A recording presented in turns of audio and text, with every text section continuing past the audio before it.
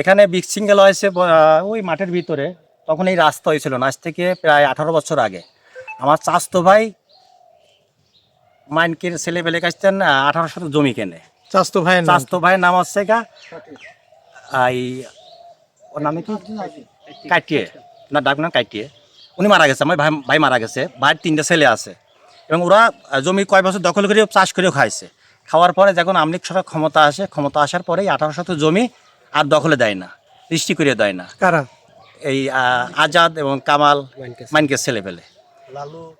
এভাবে গত 15 বছর চলে গেছে। 15 বছর যাওয়ার পর এখন যখন দেশের শাসন প্রতিষ্ঠান হয়েছে, তারপরে এই জমিতে কিছুদিন আগে, জমিতে এখন ধান হয়তো আছে আমি জানি না, পাশ দিয়ে কয়েকটা কলা গাছ লাগাইছে জমিটা দখল করার জন্য। আর এর বলতেছে আমার জমিটা লিস্টি করে দাও। কে লাগাইছে এই কলার গাছ? কলা গাছ লাগাইছে আমার ভাইস্তে, যারা জমি কিনেছে। আমার যে ভাই জমি কিনেছে তার ছেলে পেলে, সে তো মারা গেছে, তার ছেলে পেলে লাগাইছে। কিনা জমি, কিন্তু কিনা দখল জমি দিছিল না। কিন্তু কিনা জমি 2 বছর 3 বছর দখলে তারা চাষ করেছে, চাষ করেছে, লিস্ট হয়ে নাই। যখন আমলিক ক্ষমতা আসার পরে জমিটা ওরা জোর করে দখল করে নিয়ে নেয়। নেওয়ার পরে তাহলে এখন আমার কত প্রশ্ন হচ্ছে, যেহেতু আমার ভাইস্তে কলা গাছ লাগাইছে, তাহলে ওদেরও মুরব্বী আছে, আমাদের মুরব্বী আছে, শুনতে পাইতো, তাই না? না শুনে আজ সকালে আনুমানিক 10টার দিকে আমার 2 চাচতো ভাই এমিন দিয়ে আসতে, এই পথ দিয়ে আসতেছে, ওদের বাড়ির কাছে ধরেছে, খালেক এবং বরকতুল্লাহ।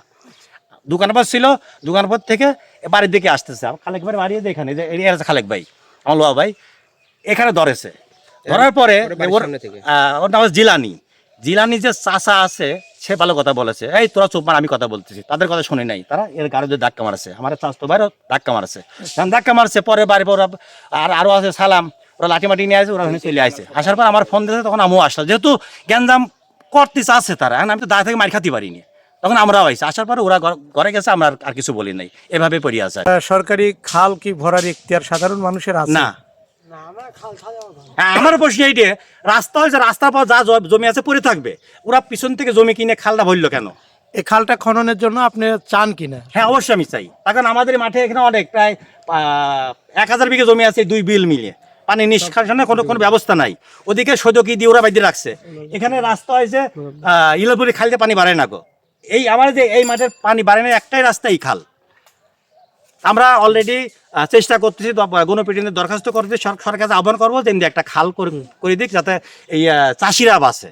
তো এই বিস্তারিত নিয়ে কি কোনো আসলে মারামারি হয়েছে কিনা? না, কোনো মারামারি হয়নি। আমি ওমধ্যে চলে আসতেছি আমার স্বাস্থ্য ভাইয়ের সাথে করিয়ে। এখন মোটর সাইকেল ছামায়া, আজাদের সওয়াল জিলানি, আর ওইটার নাম আমি ছোট ছেলে। ওরা এসে আমার ধরল, ওরা রীতিমতন ধরল যে হ্যাঁ তুই ওখানে কলা গাছ লাগাইছে কিনা।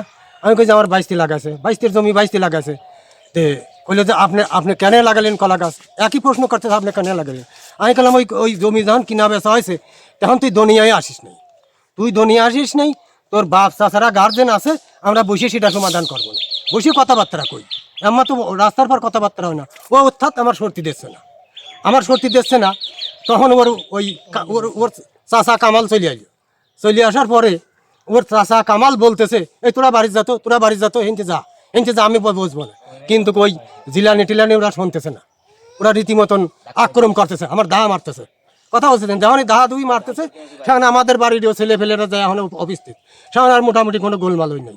গোলমাল যখনই হয় নাই, ওরা আমার 22-23 আমরা বুলে টুলে নিয়ে চলে এলাম। ফের আবার হেনে ইটা নিয়ে ওরা ফের আবার গোলমাল করার জন্য প্রস্তুত হইল। আমার নাম মোহাম্মদ কামরুজ্জামান খোকন।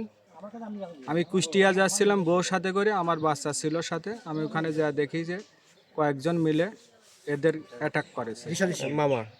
আমার মামা হয় সংকেত। আমি তো বললাম ওনারে যে এখন ওই কামাল শেখ ওনাদের বলতেছে তোমরা থামো।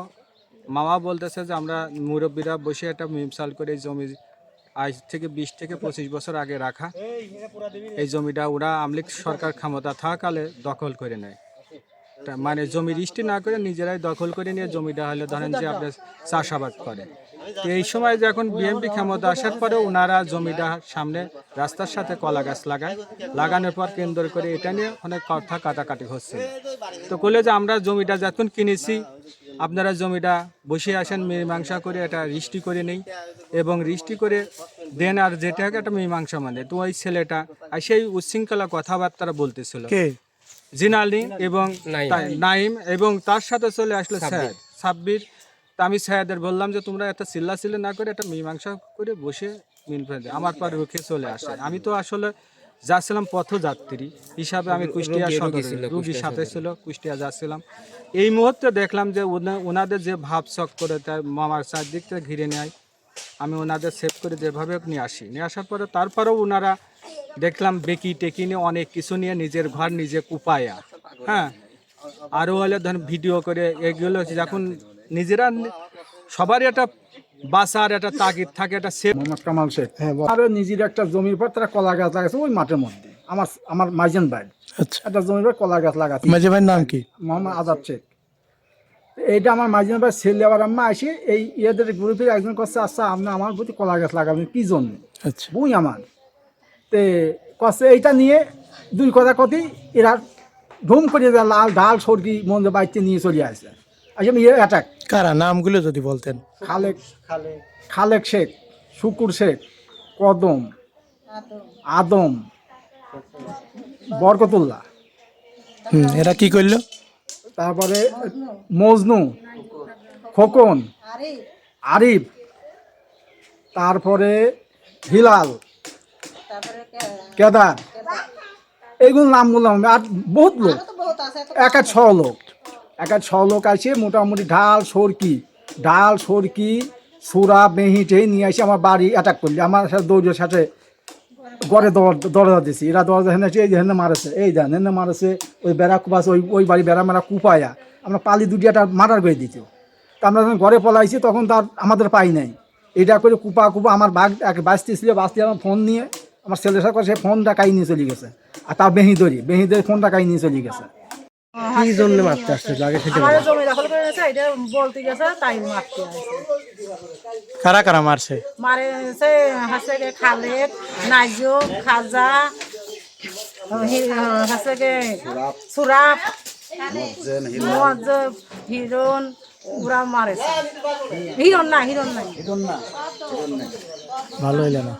মারার পরে হাসে গে আমরা যাচ্ছিলাম, আমারও মারতে যাচ্ছিল সবাই।